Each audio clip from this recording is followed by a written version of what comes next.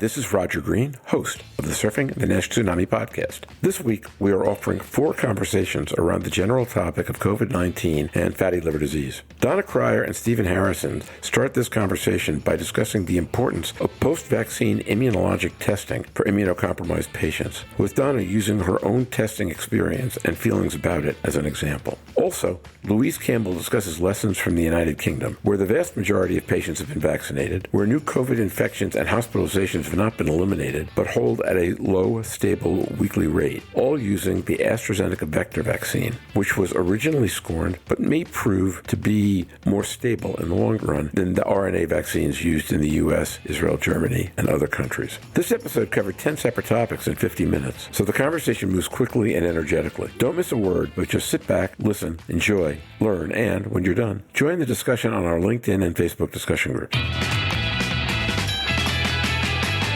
Donna Cryer. Grateful for the networks that were set up by CVS and Walgreens and bringing vaccines into communities, because it was less than 24 hours from seeing my test results, seeing that big fat 0 response, talking to my doctor, signing up at CVS and getting a vaccine. It made it very seamless. That issue of test results, though, I do want to push the medical community on. I know that they are pushing back on patients getting tested for their own personal sort of antibodies and vaccine effectiveness. And while I understand that there are multiple parts of the immune system, I would like the medical community to come to a consensus quickly in terms of a test, or just let all of us take the LabCorp semi-quantitative antibody test like we have in the Hopkins study, because otherwise, outside of those who, like me, who are in clear categories, who are taking drugs that have been studied and have a clear immunosuppressive effect, how do you give information to a NASH patient or a cirrhosis patient, for example, on if they need a booster, how soon, when, is it waning? Is it waning for them? How are we going to do that if not to test? And I also feel sorry for the doctors who are,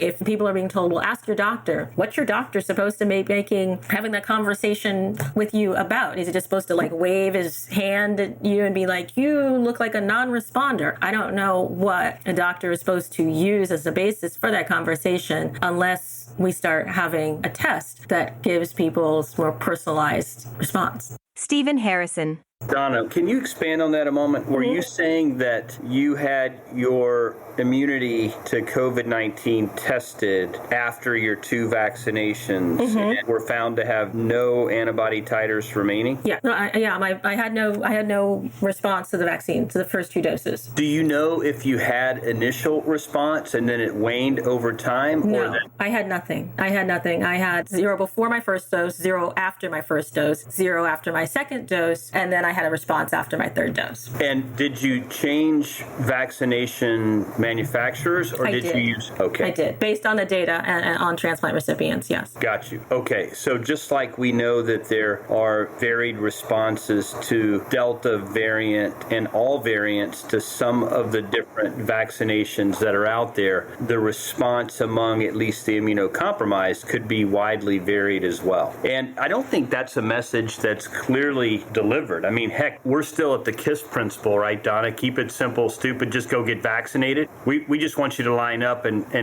put your arm out. But much like we're learning with hepatitis B, for instance, we need to dive into it maybe a little bit more, in particular a high-risk patient.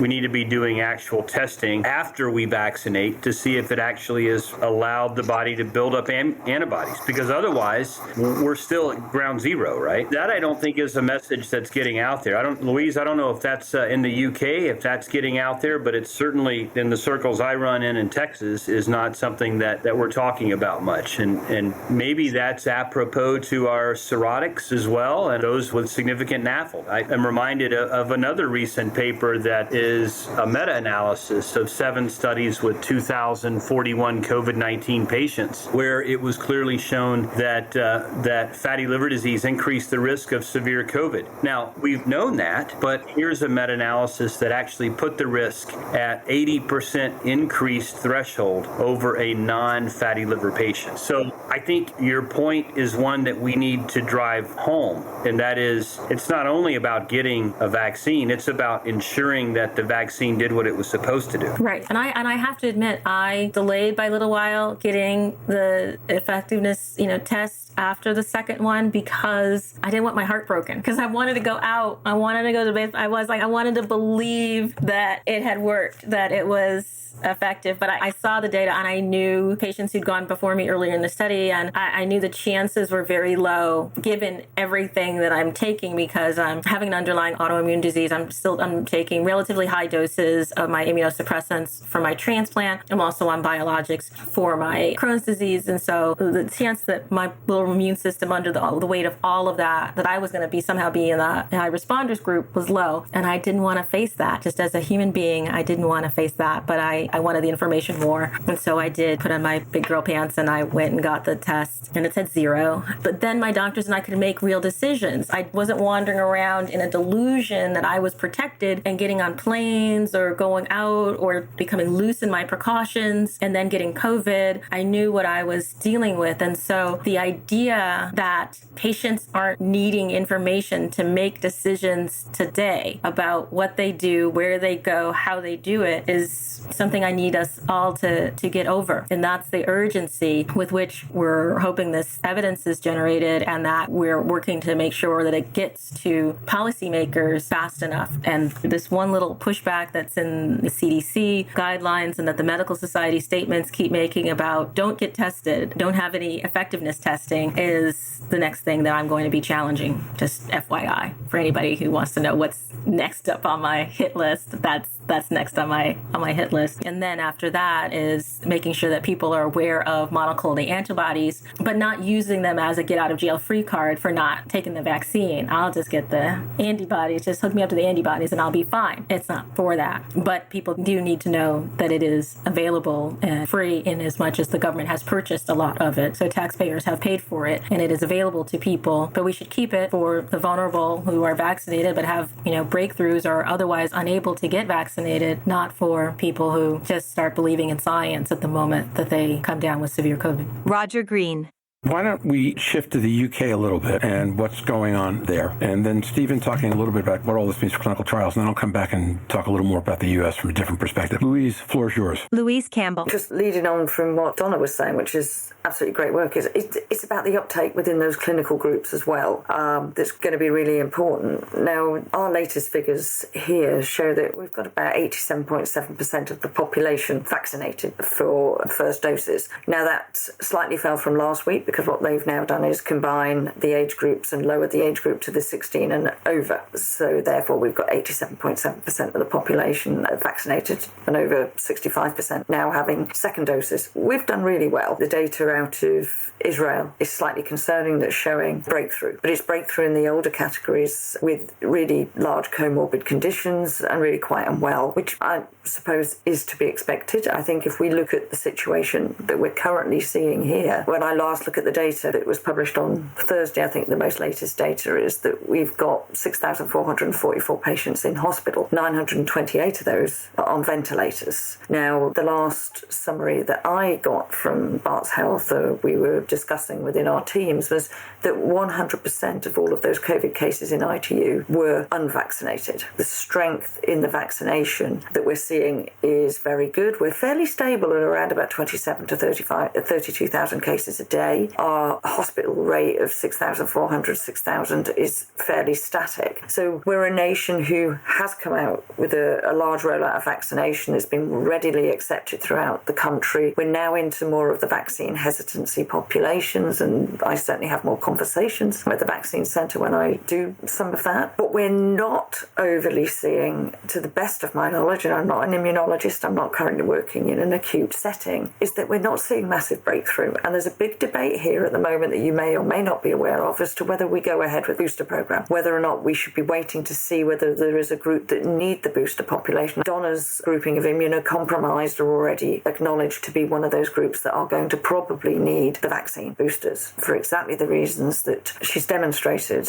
and detailed here. We're also now preparing for the flu vaccination season to be able to vaccinate both flu and a booster if we needed to. As part of certainly my preparation for that, we're doing the flu vaccine courses. It would be interesting to know what the uptake with COVID has been within the liver population and those with liver disease. Do you know that within the US, Donna or Stephen, as to what the overall uptake for COVID's been within the liver disease population? Because you fought very hard to give people access and to really promote that. So do you know at all? It's been high, and the first round was just anecdotal evidence from a lot of Facebook communities, which is sort of a biased, engaged group. There were a recurring set of themes about why people might have been reluctant. First, it was timing early on. We saw that overcome as more transplant recipients got the vaccine, and the mild side effects and the transient nature of the side effects reassured a lot of people. I think this full authorization today may not affect a large number of people who have vaccine hesitancies or whatever, but for our folks who are following the science, there's a significant section that this will make a difference too. The concerns were for people who already have a lot of immunological mischief or complexity going on, and to add something else to it. They just wanted to get more information from their doctors, and we're waiting for clarity of information from their medical societies where that now exists. There were just a few holdouts, more of pregnant women and folks on that everybody understands why they'd be skeptical, particularly since they were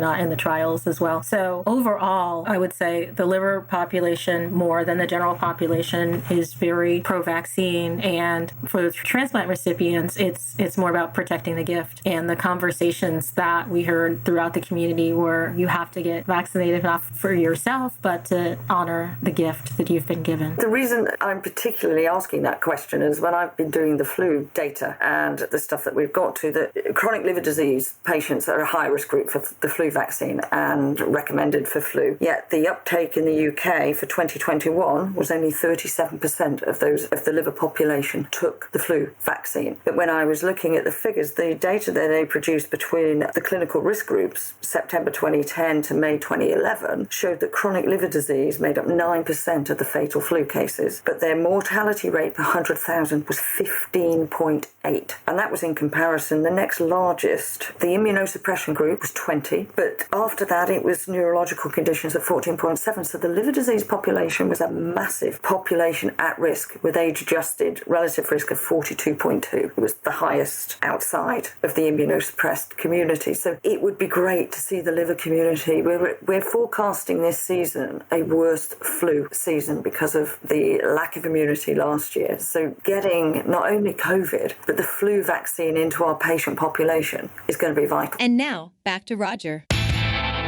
We hope you've enjoyed this recording. If you have any questions or comments about the content of this conversation or the entire episode, please send an email to questions@surfingnash.com. We will be back next Wednesday, September 8th, with a series of individual interviews with patient advocates and some key opinion leaders, discussing what each considers the most important story from the summer. Given some of the recent news and major academic publications and government actions, this should be fascinating to hear. I hope you'll join us. Until then, stay safe, surf on, see you on the podcast. Bye-bye now.